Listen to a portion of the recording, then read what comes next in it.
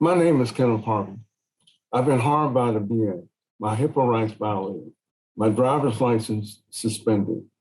I want to share my story. Has interaction with the VA led to the loss or suspension of your driver's privileges? Do you understand VA protocol for release of information, retracting errors, appeals, and complaints, and violation of HIPAA rights?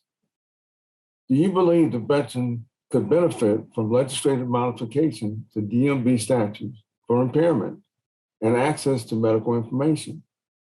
Do you believe legislation can help veterans modify the cognitive impairment policy? I'm not doing this to cause the VA any harm, to benefit from this. I'm doing this because I am not looking to leave battle buddies behind. We won't do it on the battlefield. We shouldn't do it at peacetime. It's our time to speak up. But that said, listen to my story and come forward. That's all I'm asking you to do. We decided to go on the trip out to Aspen, Colorado for a winter snow event with other veterans to learn how to ski with our disabilities. We had a race event at the end and I lost control and flipped over. And the medic center then took x-rays and told me that I had a broken neck. I ended up with 8 screws and 2 titanium bars as a result of the surgery.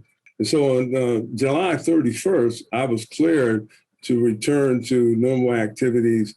One of the things that they recommended was rehab driver's training to make sure that his range of motion in his neck would not impede the safe operation of a motor vehicle. And so when he went for his rehabilitative assessment down to the driver's training session under the physical medicine and rehab, the plan was for him to come back on the next appointment and be scheduled for his, driving test. What actually happened was when he showed up for the second appointment, it was an entirely new person there. And that new person did not have any notes from the person that did the assessment. And then that person just jumped into, okay, I'm gonna do a SLUMS test because that's what I know I do. The SLUMS stands for the St. Louis University Mental Examination. This test is designed to measure a person's cognitive or mental capacity. And once the test is administered, points are evaluated, and certain points equal certain criteria, which equals certain diagnosis. You can be normal, mild neurocognitive disorder, or have dementia. In my husband's case, it was not a neurologist, but a driver's rehab specialist that diagnosed him with dementia based on the evaluation of the SLUMS, which goes outside of the VA protocols because that should have went to a neurologist. So I asked him for a second time, could we not go forward with this exam that he wanted to initiate? He refused to listen to anything I had to say, and he just basically said, this is what we're going to do. So when his tone changed, I said, I'm just going to go along with this reluctantly to make sure it didn't come out that I was causing some type of conflict. And then we find out later that even before he showed up for that follow-on test, that the same person that he saw on the second evaluation had already forwarded his entire medical record to DMV. Ken had a previous TBI. A TBI is a traumatic brain injury. It's an injury that is normally caused in a lot of military people by being shook up or in a blast, causing head trauma. Blunt force head traumas of many different types can lead to TBIs or traumatic brain injuries. He should have just been forwarding the medical information for his neck injury, but because he erroneously forwarded his entire medical history that had a TBI, the DMV looked at that as being a TBI that just happened this week. So while I'm at home, I'm getting a letter in the mail telling me my license is expired.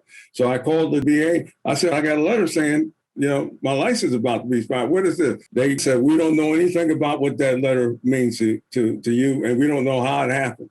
And then as I began to talk to the DMV came back and said, look, your driver's training program up there provided this information. And once we get it, it can't be undone.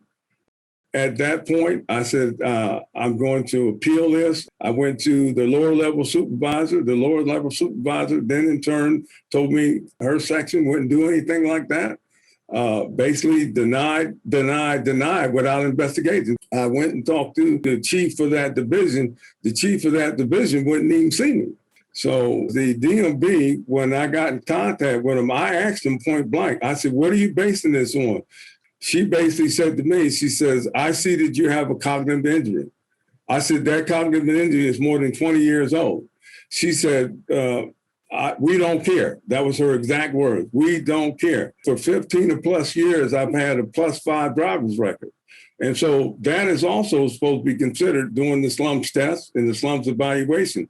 If you were considered an excellent driver, they're supposed to evaluate that along with the final diagnosis. The way that the test was administered to my husband, all of the points wasn't even calculated right. When it was tabulated and it was actually documented in the records, you can't even tell what questions were asked, what questions were not asked. And any record that is made on any patient at the VA is supposed to be scanned into the VA person's medical files. We requested those records. We requested results of the slums test several times, but we never ever was able to get the slums test. So that was already enough to raise the red flag to say, hey, this was not done in accordance with our protocols. Once you get into the cognitive process, you have to have an evaluation by a neurologist. The neurologist is the only one you can go through. So the driver's certified trainer should have known to send that to my primary care, but he bypassed all that. He put the diagnosis himself. He sent the diagnosis in based on his knowledge of dementia. He got outside his lane and he did something he wasn't supposed to do. According to their regulations, their code 2-24019 and 462-321, that allows you to have a conference if you don't agree with what the DMV says. The cognitive impairment code is the most important one. That gives the DMV authority to require a driver that's believed to be cognitively impaired. They can require them to have a fitness test, whether that be an examination or they can suspend their license. And then they have 22A, where that says that the DMV doesn't have to supply reasons for the information. Nor do they have to tell them where they got it from. That's considered privilege. Now, based on all of the aforementioned codes, the DMV enforces the cognitive impairment policy. And this policy applies to any driver with the diagnosis of a cognitive impairment of any severity. And it especially applies to those with dementia. So the DMV would be able to monitor the impaired driver for 6 to 12 months or for any amount of time that they deem necessary based on what they believe the diagnosis to be. In my husband's case, there was a suspicious dementia diagnosis. So that is very unfortunate. In accordance with the codes, the DMV basically needs to get signatures. The signatures have to be from a physician assistant, or a nurse practitioner. Unfortunately, these signatures don't always speak the entire truth, or at least it didn't in my husband's case, because the codes don't afford the patient the opportunity to make sure that information that's presented to the DMV is vetted by the party that's presenting the information. And then within the VA, if you have a protocol and a regulation that says, if I have someone that has a suspected brain issue, a cognitive issue, that should be carried over to a specialist. And in this case, that specialist should have been a neurologist. None of that happened. And all we were asking the VA for was just a little bit of support. Okay, what's going on with the protocols? If you have a so-called trained person that was administering these tests, why aren't the protocols being followed? And if the information was released, show us the release document that afforded you the opportunity to release this to a third party, and we'll be on our merry way. This never happened for the better part of 17 months. The VA here in Richmond, they finally sent a letter saying that the form that they've been claiming he signed all the time, releasing his record, couldn't be found. And that was the form that was used by the driver's rehabilitation section to release medical information to the Virginia Department of Motor Vehicles. The Department of Motor Vehicles, they don't care how they get it. Once they have it, it's privileged. There's no restriction on where the information comes from or how they get it. The only restriction is that once they have it, they act upon it. So this ain't about being vindictive. This is about fixing a process that's broken. People stop turning their heads and going off somewhere else with it. As a result of what happened to me, I don't want to see another battle buddy left behind. We don't do it on the battlefield. We should not do it here in our country. For all you comrades out there, I feel that this story is important for you to have an opportunity to have your voice heard. Senator King has provided some assistance in getting this voice out there and status about what harm may be happening or taking place in the VA hospital. This is your opportunity to speak.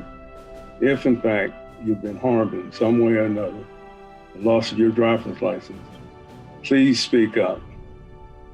We are a team. By being a team, we can get this problem resolved.